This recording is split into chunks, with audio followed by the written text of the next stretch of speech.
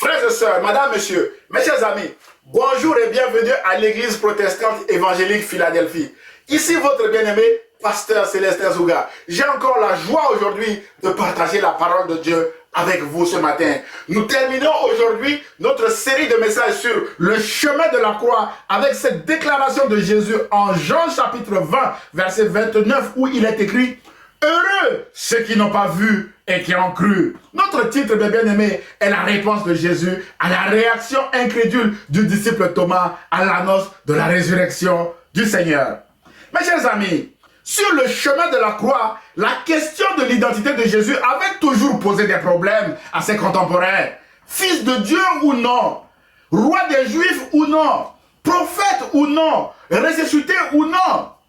Et cette dernière question, mes bien-aimés dans le Seigneur, sur sa résurrection, s'invite même dans le cercle rapproché de Jésus, notamment ses disciples. La semaine dernière, nous avons parlé de l'incrédulité des disciples aux premières heures de la résurrection de Jésus. Nous avons vu que les disciples, préparés pour être les témoins oculaires de cet événement, étaient incrédules parce qu'ils ne croyaient pas aux propos des femmes revenues du tombeau. Mais bien aimés, Luc précise que les disciples prirent les discours de ces femmes pour des absurdités ou des rêveries et ne crurent pas à ces femmes, d'après Luc chapitre 24, verset 11.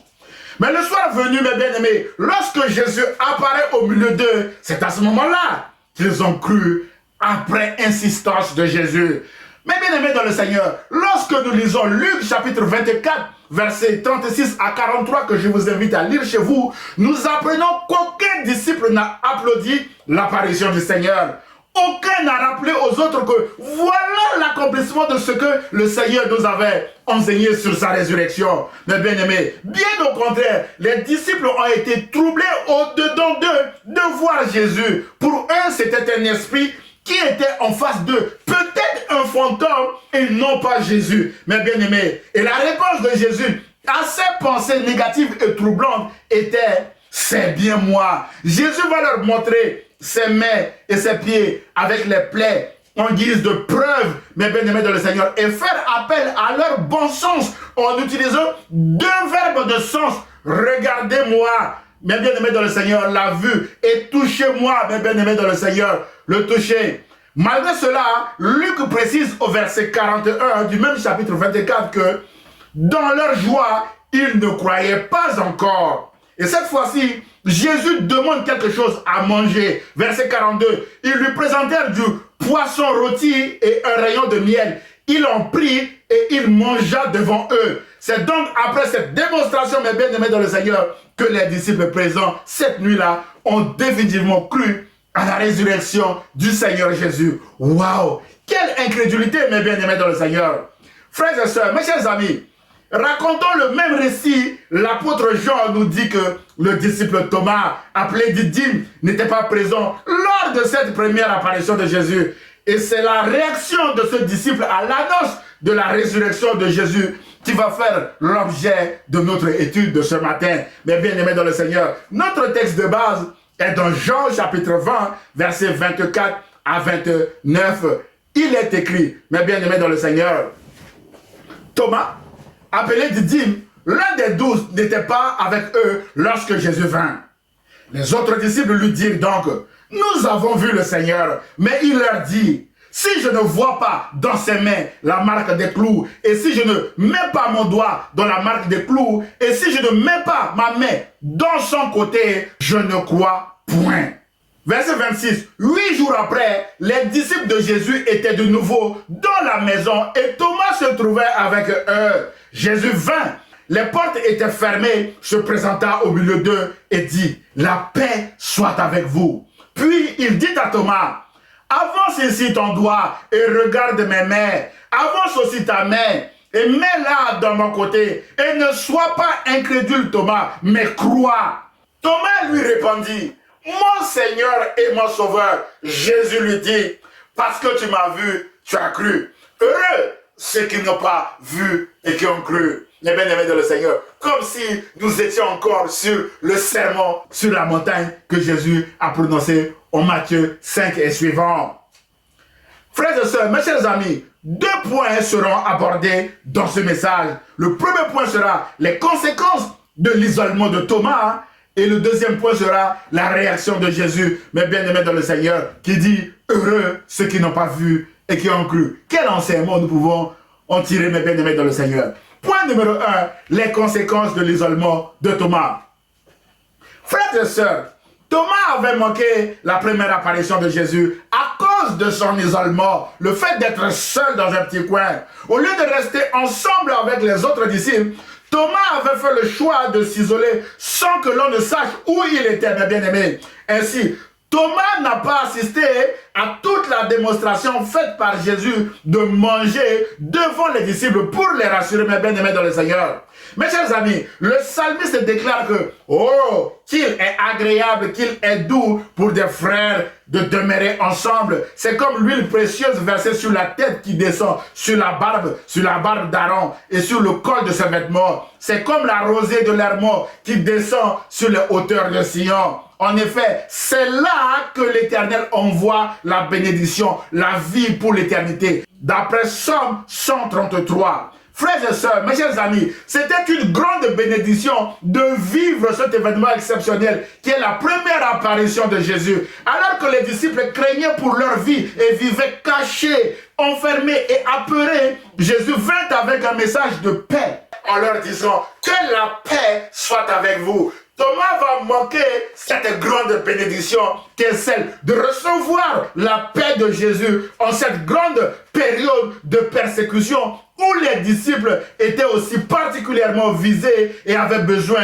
de la paix pour continuer à persévérer et éventuellement à marcher, mes bien-aimés dans le Seigneur, dans la ligne droite que Jésus leur avait tracée, mes bien-aimés dans le Seigneur. Ce manque de paix va pousser Thomas à persister dans son incrédulité. Mes chers amis, lors de cette première apparition, les autres disciples présents ont reçu une bénédiction, excepté Thomas. Luc précise au chapitre 24, verset 45, que alors Jésus leur ouvrit l'intelligence afin qu'ils comprennent les Écritures. Mes bien-aimés dans le Seigneur, Thomas n'était pas là. Frères et sœurs, l'apôtre Jean nous déclare en Jean chapitre 20, versets 21 à 22, que Jésus leur dit de nouveau, que la paix soit avec vous. Tout comme le Père m'a envoyé, moi aussi je vous envoie. Après ces paroles, il souffla sur eux et leur dit, recevez le Saint-Esprit. Mes bien-aimés, les disciples ont reçu la paix, le mandat d'aller témoigner Jésus et un acompte du Saint-Esprit en l'absence de Thomas. Et la première personne à qui ces disciples présents vont commencer à témoigner Jésus ressuscité est à Thomas qui était leur collègue, mes bien-aimés dans le Seigneur. L'apôtre Jean déclare au verset 25 que les autres disciples lui disent donc, nous avons vu le Seigneur suite à leur témoignage, mais il leur dit, si je ne vois dans ses mains la marque des clous, et si je ne mets mon doigt dans la marque des clous, et si je ne mets ma main dans son côté, je ne croirai point. Mes bien-aimés dans le Seigneur, Thomas persiste et signe, mes bien-aimés dans le Seigneur, dans son incrédulité. Il n'est pas le seul. Les autres ont fait pareil, Jésus les a invités à le toucher. Jésus s'est présenté à eux, mes bien-aimés dans le Seigneur, avec les plaies. Jésus a mangé devant eux et ils ont cru que c'était Jésus. Thomas, mes bien-aimés dans le Seigneur, tout simplement parce qu'il était absent, mes bien-aimés dans le Seigneur, il a dit ce qu'il a dit, mes bien-aimés dans le Seigneur, mais tous étaient incrédules parce que tous ne croyaient pas à la résurrection de Jésus. Mes chers amis, il est très difficile de vivre une vie chrétienne tout seul, comme Thomas a essayé de le faire. C'est là où nous sommes beaucoup plus vulnérables aux attaques de l'ennemi. Et nous pouvons être amenés à réagir comme Thomas. Mais bien aimés, que Dieu nous aide à ne pas nous isoler comme Thomas, mais à vivre en communion fraternelle avec nos frères et nos sœurs, mes bien-aimés dans le Seigneur. C'est là que Dieu déversera sa bénédiction sur nous. D'après Somme 133 que nous venons de lire tout à l'heure, Jésus a dit que là où 2 ou 3 sont assemblés en mon nom, je suis au milieu d'eux. Matthieu 18, 20, mes bien-aimés dans le Seigneur. Malheureusement, on réserve souvent ce verset lorsqu'on n'est pas nombreux. Voilà, on souligne ce verset, mes bien-aimés dans le Seigneur. Mais en toutes circonstances, Jésus nous invite, mes bien-aimés dans le Seigneur, à nous regrouper bien-aimés, parce que là où 2 ou 3 sont assemblés en son nom, il est au milieu d'eux. Et l'apôtre Paul dira aux Corinthiens que Dieu est fidèle, lui qui vous a appelé à vivre en communion avec son Fils, mes bien-aimés dans le Seigneur, Jésus-Christ notre Seigneur. Dieu nous appelle à vivre en communion avec Jésus. Et Paul dit, frères et sœurs, soyez parfaitement unis dans le même état d'esprit et dans la même pensée. D'après 1 Corinthiens chapitre 1, verset 9 à 10, c'est dans l'unité et la communion fraternelle, mes bien-aimés de le Seigneur, que nous sommes appelés à témoigner Jésus-Christ.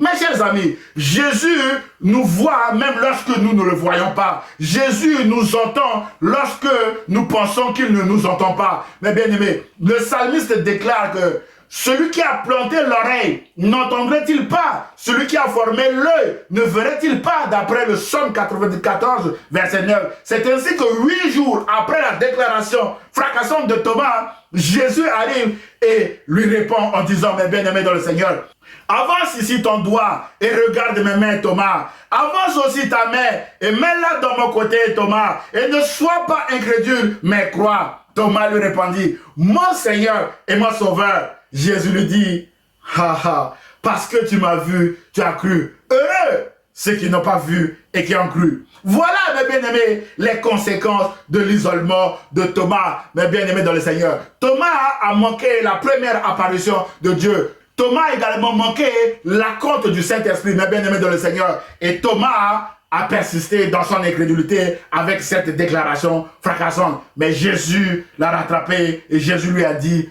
heureux ceux qui n'ont pas vu et qui ont cru. Alors, quel enseignement pouvons-nous tirer de cette déclaration de Jésus? Ce qui nous amène à aborder le deuxième point de notre message de ce matin, la réaction de Jésus. Mes bien-aimés dans le Seigneur, heureux ceux qui n'ont pas vu et qui ont cru.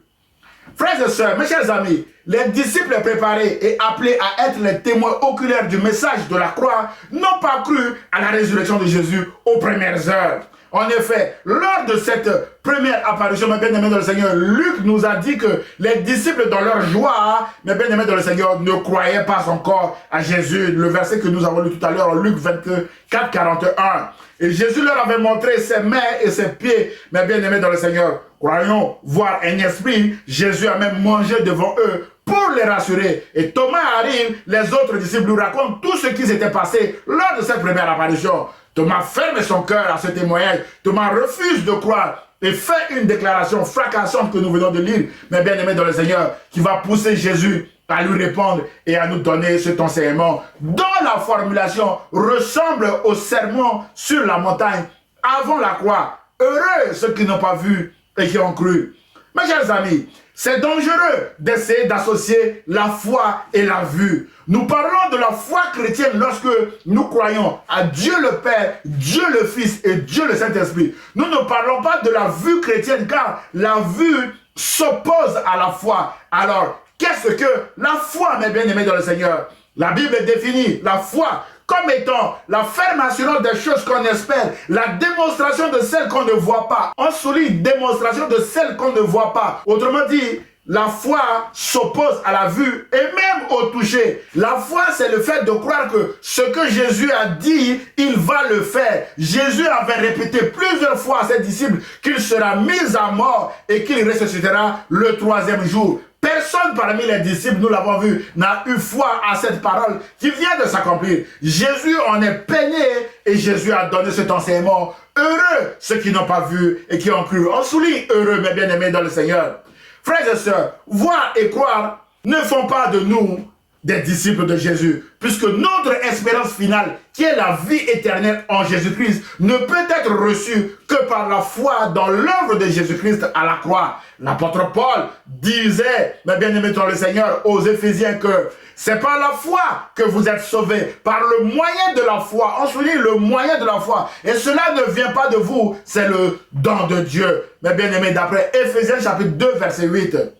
Le seul moyen cité, mes bien-aimés, par l'apôtre Paul dans ce verset est la foi. C'est-à-dire qu'en dehors de la foi, il n'y a pas un autre moyen, mes bien-aimés dans le Seigneur, de saisir l'œuvre de Jésus-Christ à la croix, de saisir la résurrection. Mes chers amis, Avoir la foi veut dire que nous ne voyons pas, mais nous croyons à la parole de Dieu, qui est la source de notre foi. Mes bien-aimés, en effet, la foi vient de ce que l'on entend, et ce que l'on entend vient de la parole de Dieu. La Bible déclare que les paroles de Dieu, mes bien-aimés dans le Seigneur, s'accomplissent en leur temps. Et le temps de Dieu, mes bien-aimés, n'est pas le nôtre. Le temps de Dieu n'est pas notre temps. Le seul moyen qui nous permet d'attendre la réalisation de la parole de Dieu dans une bonne attitude, mes bien-aimés, est la foi, mes bien-aimés. Raison pour laquelle Jésus a dit « Heureux ceux qui n'ont pas vu et qui ont cru ». Autrement dit, le fait de saisir une promesse de Dieu et de croire qu'elle va s'accomplir, mes bien-aimés, nous rend heureux parce que ce sont toujours des promesses de paix et de bonheur que Dieu nous donne, mes bien-aimés dans le Seigneur. Ces promesses nous encouragent à attendre dans la joie parce qu'elles s'accompliront, mes bien-aimés dans le Seigneur, en leur temps. Pendant le temps d'attente, mes bien-aimés, l'apôtre Paul nous encourage à ne pas lasser de faire le bien, mes bien-aimés dans le Seigneur, car nous moissonnerons au temps convenable si nous ne nous relâchons pas. Galates chapitre 6, verset 9, mes bien-aimés dans le Seigneur. Mes chers amis, ce que Jésus a dit, il va le faire. Je ne connais pas votre situation actuelle. Peut-être que vous êtes malade, mais bien-aimés dans le Seigneur. Rappelez-vous que Jésus est ressuscité et Jésus guérit encore par ses meurtrissures aujourd'hui. Peut-être que vous êtes au chômage ou accablé par toutes sortes de difficultés. Comme moi, mes bien-aimés dans le Seigneur. Rappelons-nous que Christ est ressuscité et prend encore soin de ses brebis. Saisissons ces paroles et réjouissons-nous de ce que Jésus est ressuscité et va faire encore et encore de bonnes choses dans nos vies, mes bien-aimés dans le Seigneur. Frères et sœurs, mes chers amis, il est aussi écrit que le juste vivra par la foi et non par la vue. Autrement dit, c'est par la foi, mes bien-aimés dans le Seigneur, que nous avancerons vers notre terre promise. C'est par la foi, mes bien-aimés dans le Seigneur, que nous avancerons vers la vie éternelle. Mes bien-aimés, quand on lit Hébreux chapitre 11, mes bien-aimés dans le Seigneur, il y a toute une liste, mes bien-aimés. C'est par la foi, c'est par la foi, c'est par la foi et c'est par la foi. Alors, continuons de marcher par la foi avec Jésus de Nazareth. Il est vivant, il est ressuscité. Mais bien aimé dans le Seigneur, quelqu'un qui est vivant, il prendra soin de nous. Jésus a dit que je suis avec vous tous les jours jusqu'à la fin du monde. Mais bien aimé dans le Seigneur.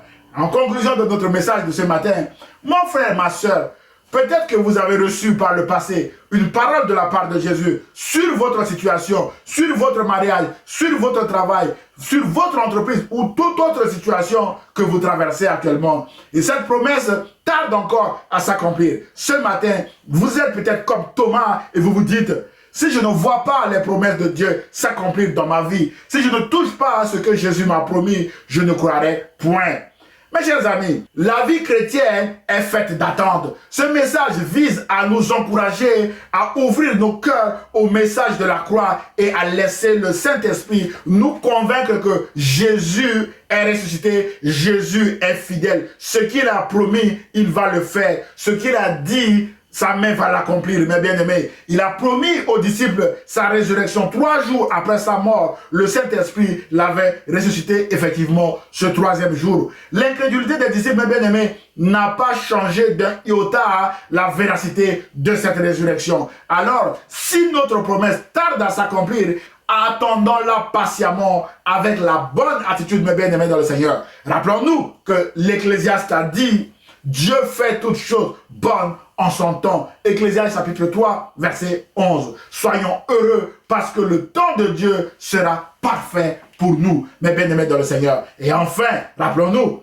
de ce que Jésus a dit à Thomas. Heureux ceux qui n'ont pas vu et qui ont cru. Que cette parole de Jésus nous donne la paix et la joie de vivre dans nos épreuves, tout en sachant que Jésus va intervenir en notre faveur, mes bien-aimés dans le Seigneur, comme il l'a promis. Que Dieu vous bénisse, mes chers amis. Prions le Seigneur. Seigneur Jésus, je prie pour mon frère ou ma soeur qui vient de regarder cette vidéo. Tu connais les désirs de son cœur. Je prie que tu interviennes dans la vie de mon frère ou de ma soeur afin qu'il ou elle, Seigneur, puisse voir la puissance de ta résurrection, car tu es vivant au siècle des siècles, Seigneur. Que mon frère ou ma soeur puisse glorifier ton Saint-Nom parce que tu as triomphé de la mort et de toute domination. Tu as ressuscité vainqueur et tu es intervenu dans sa vie, Seigneur, pour le faire ou la faire sortir miraculeusement de la situation qu'elle traverse aujourd'hui. Seigneur, pour les promesses à venir, aide-nous à attendre avec la bonne attitude leur réalisation. Aussi, nous gravons dans nos cœurs ta parole qui nous rassure en nous disant « Heureux ceux qui n'ont pas vu et qui ont cru ». Nous nous réjouissons d'ores et déjà parce que ce qui est devant nous sera également accompli comme tu nous l'as promis. Nous prions au nom de Jésus et nous disons Amen. Frères et sœurs, mes chers amis, si vous avez aimé le message, merci de le liker et de le partager à vos proches. Vous pouvez également m'envoyer un mail d'encouragement, vos sujets de prière ou vos questions ou remarques à Église de Philadelphie 785@gmail.com. J'aurai le plaisir de vous répondre. À dimanche prochain à 10 h sur la page Facebook ou sur la chaîne YouTube de l'Église protestante évangélique Philadelphie. Et ce, si Dieu le veut. À très bientôt mes chers amis. Au revoir.